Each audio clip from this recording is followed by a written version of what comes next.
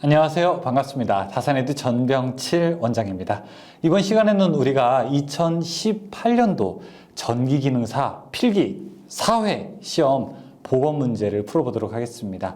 자, CBT 시험은 여러분들 아시다시피 10명이 시험 보러 가면 10명이 다 다른 문제 출제되는 거 아시죠? 자, 그래서 우리가 최근의 경향 중에서 그리고 2018년도 4회에서 중요한 문제 60개만 딱 뽑아서 이렇게 보고 문제로 만들었습니다. 더 궁금하신 내용이 있으시다고요? 저희 다산에듀에 이 이전 문제 복원된 것도 있으니까 같이 보시면은 여러분께 큰 도움이 되실 겁니다. 참, 전기기능사 CBT 시험은요, 2016년도 5회부터 시작이 됐어요. 그러니까 2016년도 5회 이후부터 보시게 되면은 여러분들이 최근 전기기능사 필기시험의 CBT 출제 경향을 파악하실 수 있습니다. 자, 그럼 문제 저랑 같이 풀어보도록 하겠습니다. 1번.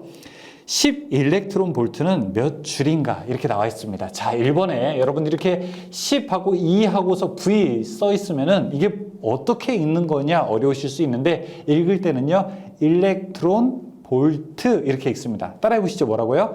일렉트론 볼트. 자, 1 일렉트론 볼트가요, 1.602 곱하기 10의 마이너스 19승 줄이거든요. 그러면은 여기다가 10을 곱하게 되면 어떻게 됩니까? 1.602 곱하기 10의 마이너스 19에서 한 자리 빼니까 18승이 되겠죠. 자, 이 숫자만 기억하죠. 우리가 이 뜻 같은 거는 깊게 들어가지는 말고 요 뜻 의미만 기억하도록 하겠습니다. 답은 4번 이 되겠죠. 2번. 1옴의 저항이 25옴인 전선의 길이를 2배로 늘렸을 때, 자, 길이가 2배로 된다는 거예요. 저항은 몇 옴이 되겠는가 물어보고 있습니다. 자, 일단 어느 도체가 하나 있습니다. 일반적으로 우리가 구리도체의 경우에는요, 어떤 형태? 원형, 원기둥 형태를 가지고 있죠. 자, 이런 것이 예를 들어 1m인데, 자, 지금 몇 옴? 20옴이라고 하고 있습니다. 그럼 이거를 이제 2배로 늘리게 되면요. 길이 몇 배? 2배. 자, 근데 문제가 뭐냐면은 이때 저항 물어보는 건데 단 동선의 최적은 일정하다 이렇게 이야기하고 있어요. 그렇죠? 자, 저항이라고 하는 게 뭔데요? R은 로 A분의 L 이렇게 되는 거 아닙니까? 고유 저항, 길이, 그리고 면적에는 반비례하게 되는 것이죠. 자, 고유 저항은 똑같아요. 구리니까요. 그런데 최적이 일정하다고 했으니까 우리가 길이가 2배가 되었을 때는 면적은 몇 분의 몇? 자, 2분의 1배가 되는 것이죠. 그러면 총 몇 배? 4배가 증가하게 되는 거예요. 몇 배? 4배가 증가하게 된다고요. 처음에 몇 옴이었는데요. 25옴이었는데 여기다가 저항이 4배 증가하게 되니까 몇 옴? 80옴이 되게 되는 겁니다. 여기서 주의해야 될 표현 바로 뭐라고요? 단 최적이 일정하다. 길이만 2배로 만약에 늘어나게 되면요, 그러면 저항은 2배만 증가했겠죠. 최적이 일정하다. 최적은 전체 양이 일정하다. 우리가 가래떡 생각하라고 했었죠. 여러분들이 가래떡 한번 쭉 늘려보세요. 그럼 어떻게 돼요? 길이가 2배로 늘어나게 되면 홀쭉해지잖아요. 그렇죠? 그런 뜻이죠. 3번. 아래와 같은 회로에서 회로에 흐르는 전류는 어떻게 되는가 물어보고 있습니다. 자, 우리 두 개의 전원이 있는데 서로 마주 보면서 싸우는 형국이에요. 왜냐하면은 극성이 서로 반대로 되어 있기 때문에 그래요. 여기 2옴이 있고요. 그 다음에 15V, 그 다음에 4옴이 되어 있고요. 자, 그 다음에 이쪽에 또 똑같은 것이 있는데, 자, 이때의 저항과 전압은 3옴, 그 다음에 5V, 그 다음에 1옴이 되겠습니다. 자, 이 회로의 합성 저항은 얼마일까요? 합성 저항은 저항을 다 더하게 되면은 4, 3, 1, 2 하게 되면은 15. 자, 이 회로의 기전력은 얼마일까요? 자, 전압은요, 두 개가 서로 마주보는 형국이죠. 큰 놈이 작은 놈 빼니까 15 빼기 5는 얼마? 10V. 그러니까 전압은 10V. 자, 그러면은 전류는요, 구하면 I는 R분의 V니까 10분의 10 해서 얼마? 1A. 될 것입니다. 자, 이런 형태의 그림 여러분 보시게 되면 시험에 출제가 될 때 어렵게는 안 나옵니다. 왜냐하면 CBT는요, 여러분들이 이 내용의 핵심, 본질, 의미를 파악하고 있느냐 없느냐를 물어보기 때문에 그래요. 아셨죠? 다음에 4번. 다음과 같은 그림에서 4옴의 저항에 흐르는 전류는 얼마큼이 되는가 물어보고 있습니다. 이것과 유사한 형식으로 우리가 볼 수 있죠. 자, 여기에 10A라고 하는 전류원이 있고요. 자, 그리고 병렬로 저항이 몇 개? 1개, 2개, 그리고 3개가 있게 됩니다. 이때 각 저항의 값이 4옴, 6옴, 그 다음에 10옴이 되는 것이죠. 그러면은 일단, 자, 이 양쪽에 얼마의 전압이 걸려 걸렸는지를 알아야 지금 문제에서 물어보는 4ohm의 저항에 도대체 몇 암페어의 전류가 흐르는지를 우리가 계산할 수 있게 돼요. 자, 이거 합성 저항 한번 구해볼게요. 합성 저항 4분의 1 더하기 6분의 1 더하기 10분의 1 분의 1 계산하면 우리가 합성 저항 구할 수 있겠죠. 합성 저항 구하게 되면요. 1.94ohm이래요. 자, 여기 합성 저항 R은 1.94ohm. 그러면은 전류원이 10A니까 10A가 여기 1.94ohm. 요거 하나로 하게 되면 1.94ohm이라는 거예요. 그럼 양단의 전압이 얼마라는 거예요? 10 곱하기 1.94니까 양단에 걸리는 V는 얼마? 19.4V가 되는 거죠. V는 IR이니까요. 그쵸? 자, 그럼 19.4니까 여기 흐르는 전류 I는 R분의 V겠죠. R1분의 V. R1이라고 하는 거는 4예요. 4분의 19.4 계산하면 우리가 I1 구할 수가 있어요. 얼마? 4.85. 자, 이 문제도 좋은 문제예요. 네. 5번. 다음 중 어드미턴스에 대한 설명으로 옳은 것은 무엇이냐? 우리가 임피던스 하게 되면은 전기를 방해하는 모든 녀석들을 우리가 임피던스라고 하게 되죠. 저항, 유도 리액턴스, 용량 리액턴스. 자, 근데 우리가 어드미턴스가 무엇이냐? 이렇게 물어보고 있어요. 어드미턴스는요, 임피던스의 역수를 우리가 나타내는 거예요. 4번이죠. 교류 회로에서 전류가 흐르기 쉬운 정도를 나타내는 것으로서 임피던스의 역수다. 어드미턴스가 크다라고 하게 되면 전기를 더 잘 통한다라고 하는 얘기가 되는 것이죠. 6번. 저항 R1, R2를 병렬로 접속하면 합성 저항은 어떻게 되는가? 저항 두 개를 병렬로 접속하게 되면요. 우리 볼 것도 없이 딱 어떤 거 나와야 됩니까? 합분의 곱이다 이렇게 이야기 나와야 되겠죠. 그렇죠? 저항 두 개를 합한 것분의 저항 두 개를 어떻게 돼요? 곱한 것 이렇게 계산할 수가 있게 되는 것이죠. 7번 1kWh는 몇 줄인가 물어보고 있습니다. 1kWh 1kWh라고 하는 거 우리가 줄로 환산하게 되면요. 1줄은 뭐예요? 1와트세크죠. 그러니까 자 이걸 와트로 그 다음에 세크로 바꿔보죠. 1kWh라는 얘기는 무슨 얘기예요? 1kW 곱하기 1시간이라는 뜻 아니겠습니까? 맞죠? 자, 그 다음에 여기서 1kW라고 하는 거는 1000W 아니겠습니까? 곱하기 1시간이라고 하는 거는요. 3600초 아니겠습니까? 자, 그럼 두 개를 곱하게 되면요. 3600에다가 1000 하게 되면은 3600 하나 둘 셋. 그쵸? 자, 그럼 이게 뭐예요? 하나 둘 셋 넷 다섯 36 곱하기 10의 5승? 자, 이 얘기는 뭐랑 똑같아요? 3.6 곱하기 10의 6승 줄. 이것과 똑같은 거죠. 답은 1번. 8번 황산구리 전해에게 자 CuSO4 전해에게 두 개의 구리판을 넣고 전원을 연결했을 때 음극에서 나타나는 현상으로 옳은 것은 어떻게 되겠는가 물어보고 있습니다. 자 이것은요 8번 어떤 우리가 비커 같은 데다가 자 이렇게 구리 두 개를 넣고 자, 여기다가 황산구리 CuSO4를 넣고 여기다가 자 전원을 링크했다고 한번 해보겠습니다. 그럼 어떤 일이 벌어지게 되는가? 전류가 흐르게 되면요. 자 여기 플러스고 이쪽 마이너스라고 하게 되면요. 플러스 쪽엔요 산소 기체가 만들어지게 됩니다. 그 다음에 여기는요 구리가 붙어요. 구리가 붙게 되니까 어떻게 됩니까? 여기가 더 두꺼워지겠죠. 그래서 결론은 뭐냐면은 음극, 마이너스 극이 더 두터워진다. 그렇게 이야기를 할 수 있어요. 답은 2번이죠. 9번 초산은 용액에 1A의 전류를 2시간 동안 흘렸다. 이때 은의 석출량은 어떻게 되는가? 은의 전기 화학당량은 1.1 곱하기 10의 마이너스 3승 그램 퍼 쿨롱이다 라고 물어보고 있습니다. 자 여기서는 뭐냐면요 우리가 패러데이 법칙 바로 전기 분해에 의한 석출량을 계산하는 그런 식으로 우리가 사용해야 되겠죠. 석출량은 어떻게 계산합니까? 이거는 K, IT 이렇게 계산할 수 있죠. IT라는 게 전기량이랑 똑같죠. 여기서 K라고 하는 거는요 뭐예요? 화학 당량. 그러니까 1.1 곱하기 10의 마이너스 3승. 1.1 곱하기 10의 마이너스 3승이고요. 그 다음에 전류는 몇 암페어? 1암페어를 시간은 얼마? T는 초로 나타냅니다. 여기서는 2시간 동안 흘렸다고 하니까 아니죠. 1 곱하기 2시간 곱하기 3600 이렇게 7200을 곱하게 되면 되죠. 그러면 7.92g 이렇게 우리가 석출이 될 겁니다. 10번.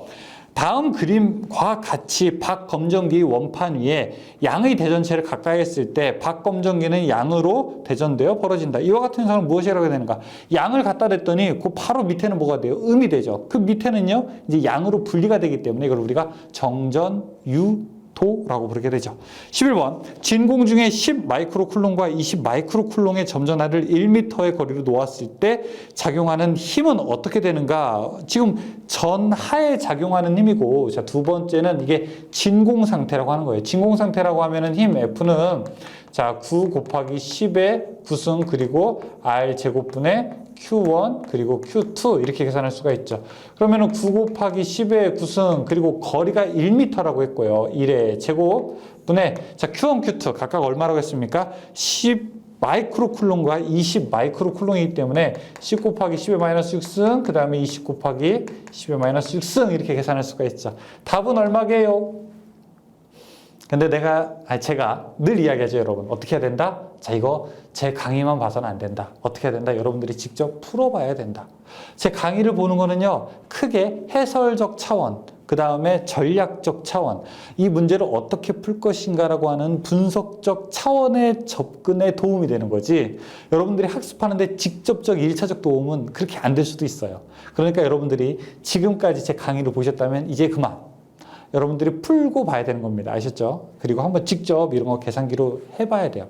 시험장에 가시게 되면요, 여러분들이 계산하라고 종이도 시험 감독관에게 요청하면 주고요. 여러분들 컴퓨터 모니터에 계산기로 두들길 수 있지만 계산기 가져가십시오. 아셨죠?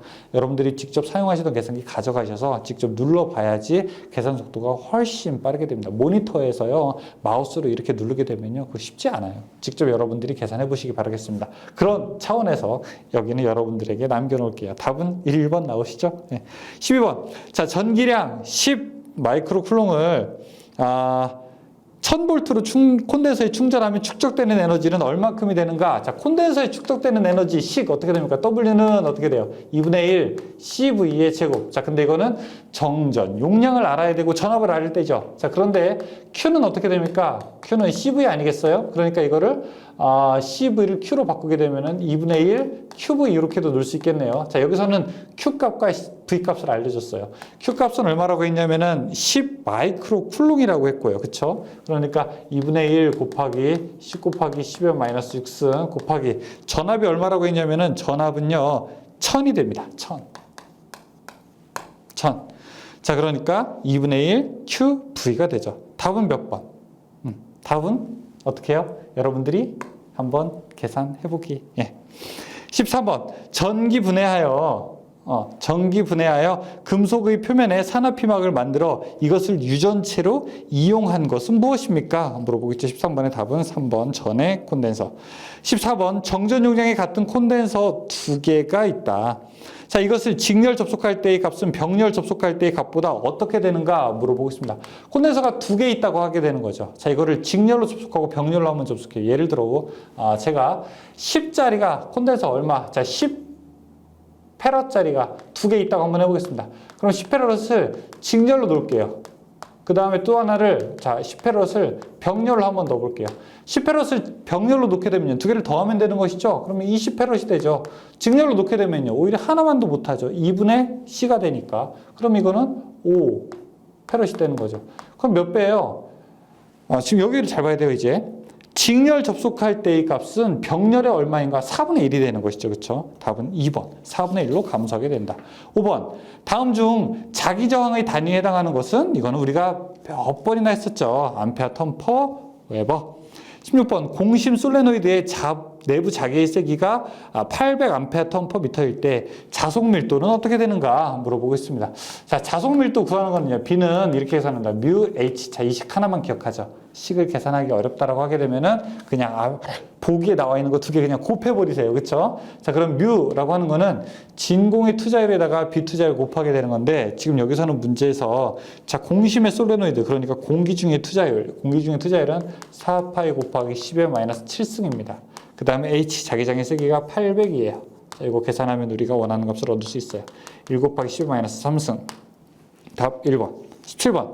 자속 밀도가 2웨버 퍼 제곱미터인 평등 자기장 중에 자기장과 30도의 방향으로 길이 0.5m인 도체에 8A의 전류가 흐를 때 전자력은 어떻게 되는가 물어보겠습니다. 자, 전자력 힘 F는 어떻게 됩니까?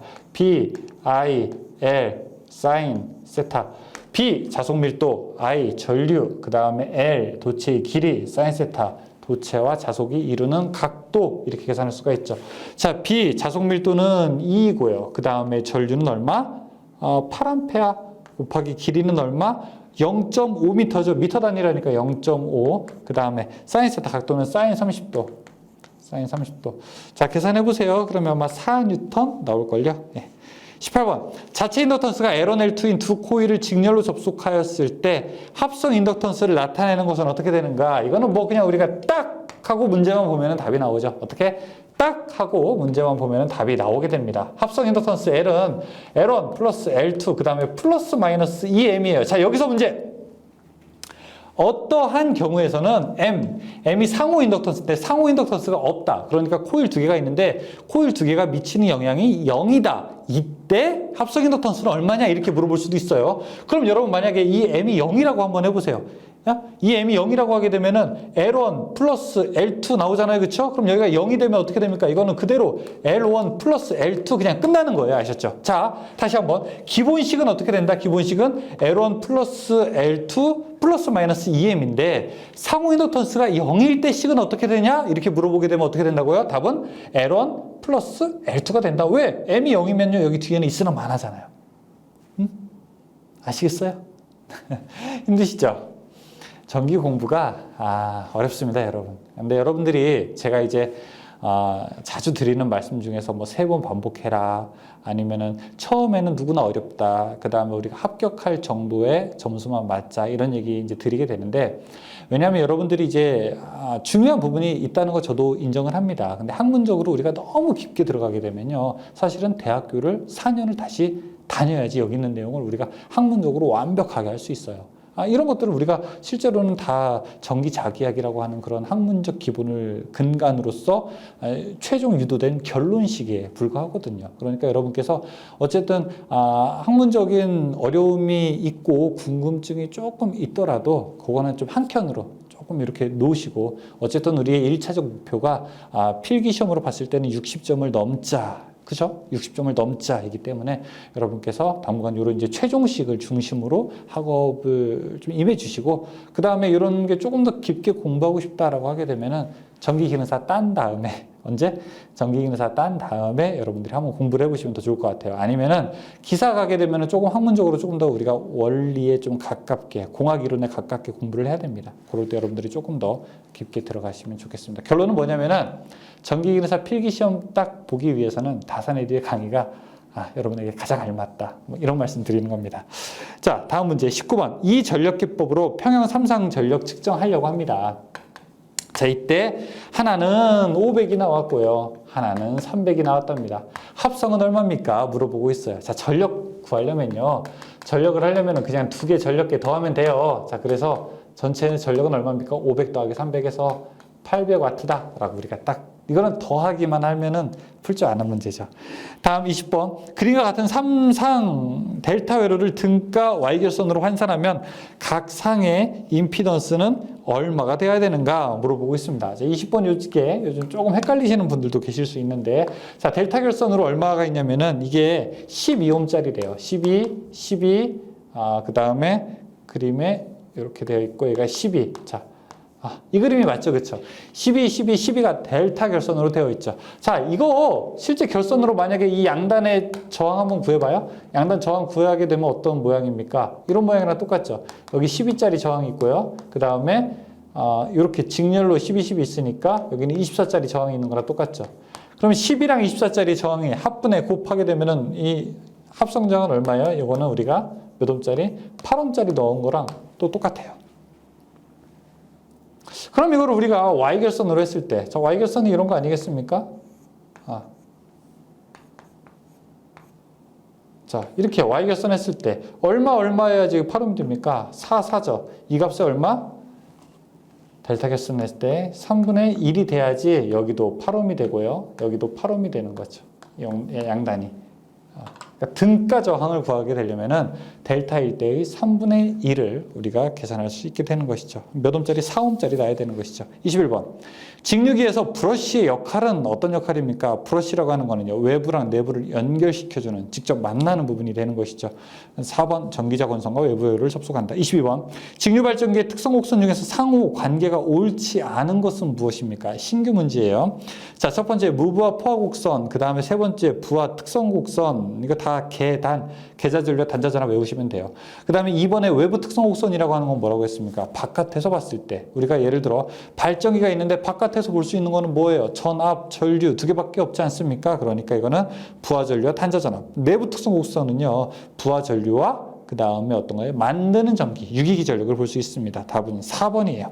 23번. 부하의 저항을 어느 정도 감소시켜도 전류는 일정하게 되는 수하 특성을 이용해서 정전류를 만드는 곳이나 아크 용접 등에 사용하는 발전기 무엇이라고 합니까? 우리가 수하 특성, 차동 복권 발전기, 전기 용접기 등에 사용한다.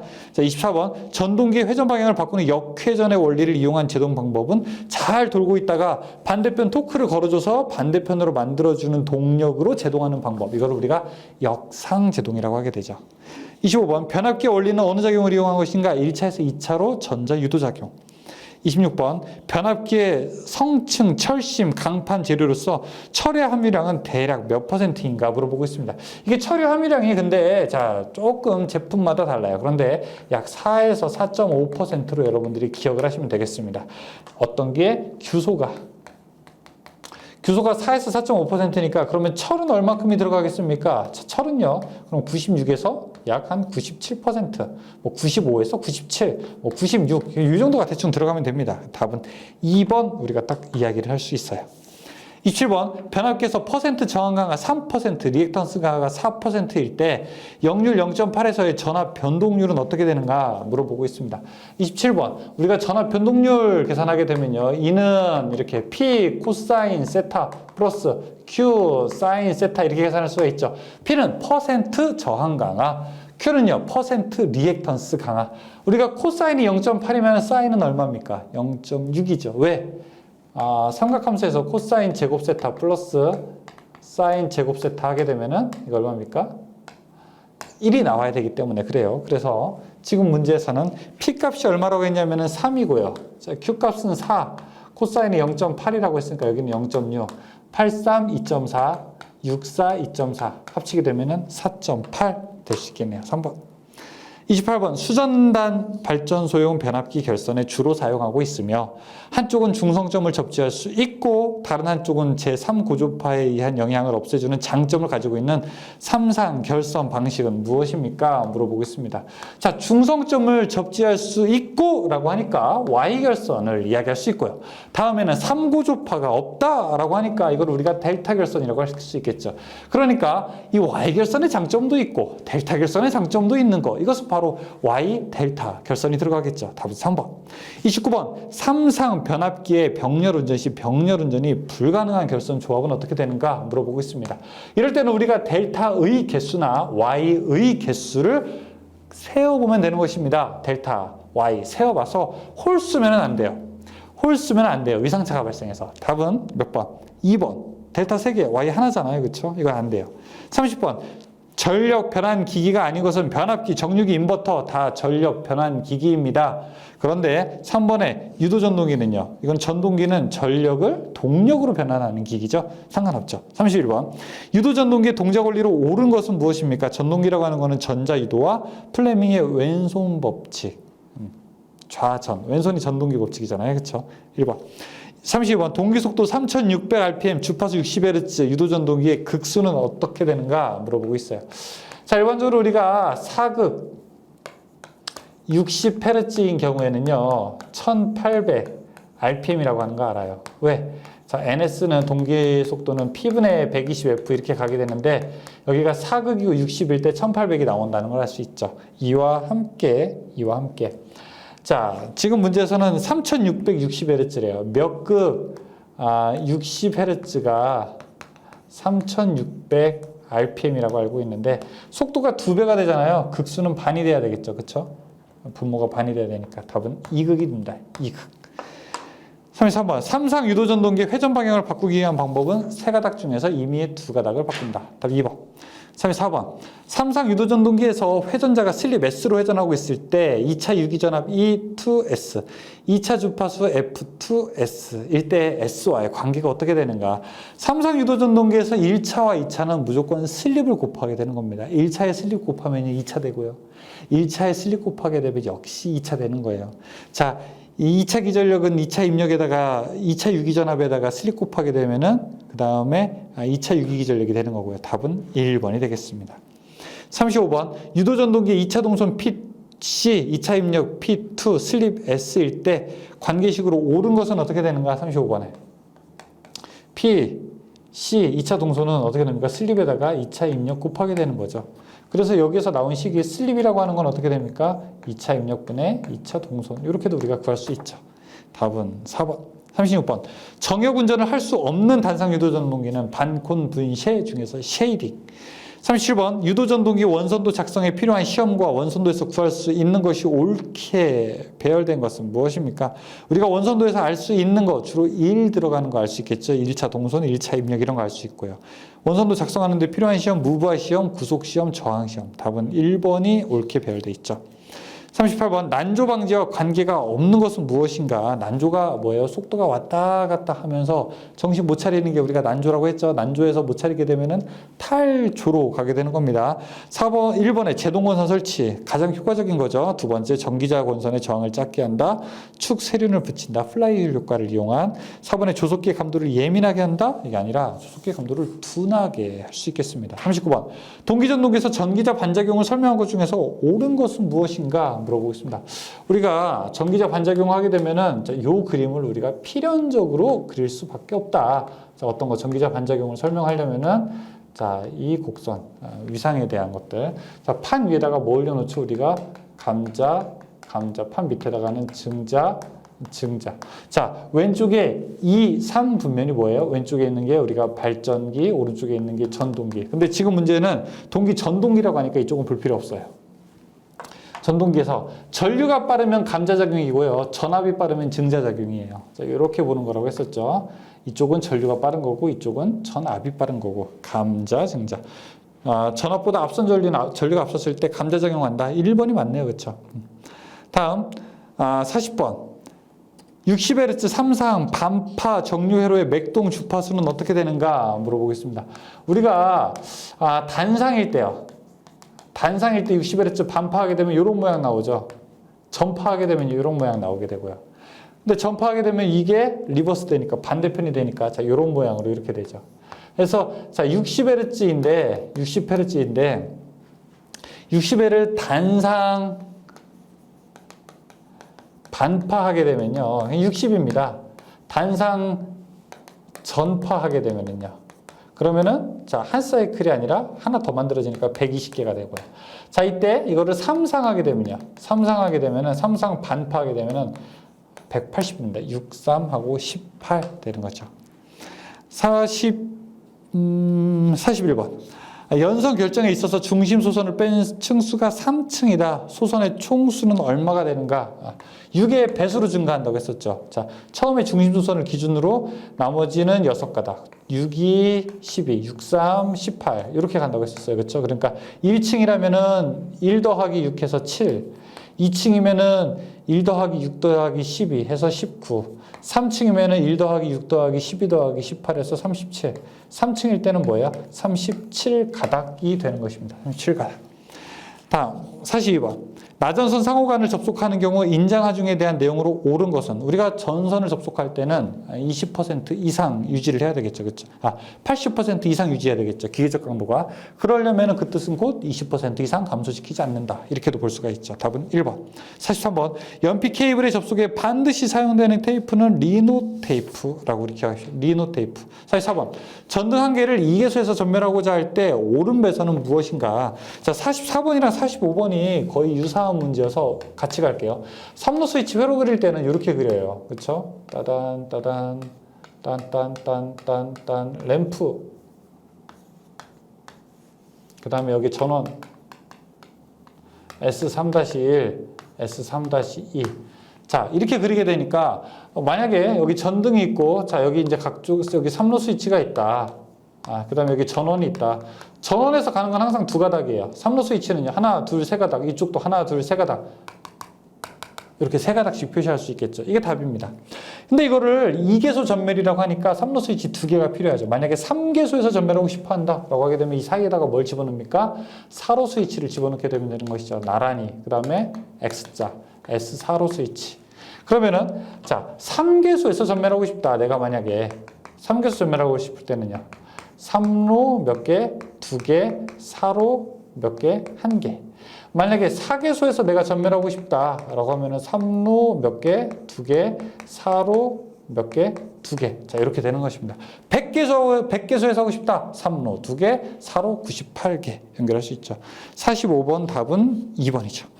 46번, 욕실 내 콘센트를 시설하는 경우 콘센트 시설 위치는, 여러분 욕실에 콘센트 있죠? 방적형이라고 해서 이렇게 뚜껑 있는 걸로 있잖아요. 그렇죠? 조금 이렇게 분사되는 각도가 비스듬할 때 물을 막을 수 있는 거. 그 바닥에서부터 얼마? 약 80cm. 일반적으로 우리가 방이나 거실 같은 데는 30cm 정도 되는데 욕실에 있을 때는요 80cm 이상입니다. 답 3번. 47번. 다음 중 옥내 시설하는 저압 전로와 대지 사이의 절연 저항 측정에 사용되는 계기는 2번의 매거. 48번. 일반 주택의 저압 옥내 배선을 점검하였더니 다음과 같이 시공되어 있다. 잘못 시공된 것은 무엇이냐? 자, 욕실에서 방습 형광등으로 시설되어 있습니다. 너무 잘했어요. 2번. 단상 3선식 인입계폐기에 중성선에 동판이 접속되어 있다.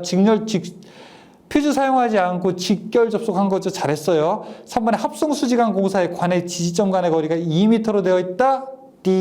안 돼요. 합성수지관 얼마? 1.5m. 금속관 얼마? 2m. 덕트 얼마? 3m. 라이팅 덕트 얼마? 2m. 가요전선관 얼마? 1m. 답 3번이 잘못됐어요. 49번. 합성수지관 공사에서 5개 등 온도차가 큰 장소에 노출 배관을 할 때 사용하는 커플링은 무엇이냐? 4번의 신축 커플링 3C. 50번. 다음 중 금속 덕트 공사 방법과 거리가 가장 먼 것은 무엇이냐? 덕트를 공사하게 되는데 1번에 덕트의 말단은 열어놓는다고 되어 있어요. 열어놓으면 안 되죠. 어떻게 된다? 닫아놔야 되겠죠. 그렇죠? 1번. 51번. 버스 덕트 공사에서 도중에 부하를 접속할 수 있도록 제작한 덕트는 2번 플러그인 버스 덕트. 우리가 버스 덕트 3대 덕트가 있죠. 피더 버스 덕트, 플러그인 버스 덕트, 트롤리 버스 덕트. 그렇죠? 트롤리 덕트. 그래서 여기서 도중에 부하 꽂을 수 있게 되어 있는 거. 플러그인 버스 덕트죠. 50번. 연필 없는 케이블을 배선할 때 직각 구부리기는 대략 굴곡 반지름의 케이블 바깥 지름의 몇 배 이상으로 하는가? 6배로 하게 된다. 53번. 폭연성 분진이 존재하는 곳에 금속관 공사에 있어서 관상호관 및 관과 박스 기타의 부속품, 풀박스, 자 이런 거 접속할 때 몇 턱 이상의 나사로 죄어야 되는가? 여러분들 우리가 음료수 같은 거 이렇게 뚜껑 따게 되면은 나사산이 있게 되죠. 나사산이 많을수록 안전하지 않겠습니까? 방폭형 구조일 때 나사산 몇 개? 5개, 5턱 이상으로 해라. 그런 뜻입니다.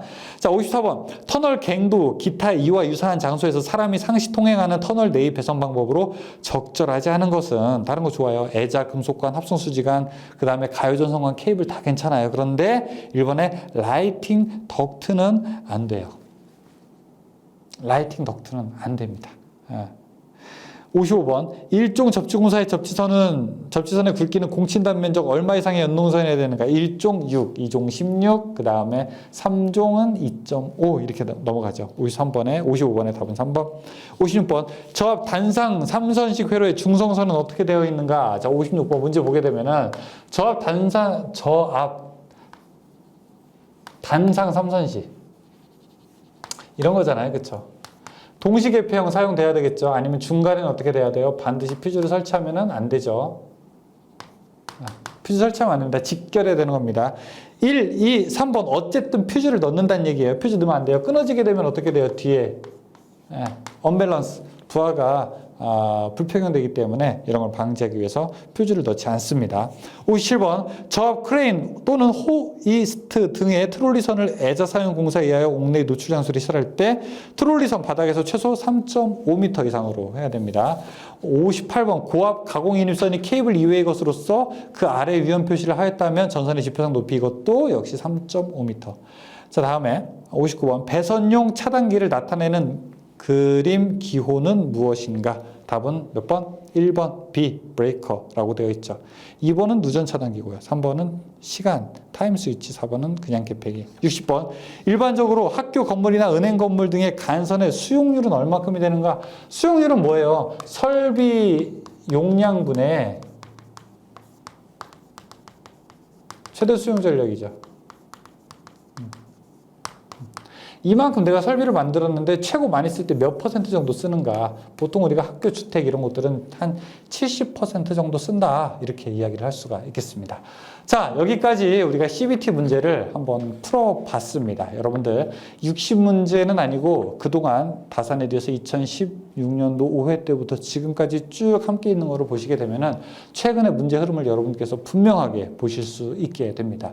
참, 그리고 주의해야 할 사항을 하나 말씀드릴 수 있는데요. 여러분들이 제가 지금 오늘 푼 문제들은 앞에 20문제는 전기 일반, 두 번째는 그다음 두 번째 20문제는 전기 기기, 세 번째는 전기 설비 이런 순서로 제가 풀었습니다. 하지만 여러분들 실제 시험에서는 이렇게 과목별로 출제되는 것이 아니라 막 섞어서 1번이 전기 설비 나올 수도 있고요. 2번이 전기 기기 나올 수도 있고 그래서 1, 2, 3번이 다 이렇게 순서가 혼합되어 있어서 나오기 때문에 문제 풀 때에는 조금 더 헷갈릴 수 있다라고 하는 그런 유의사항을 말씀드리겠습니다.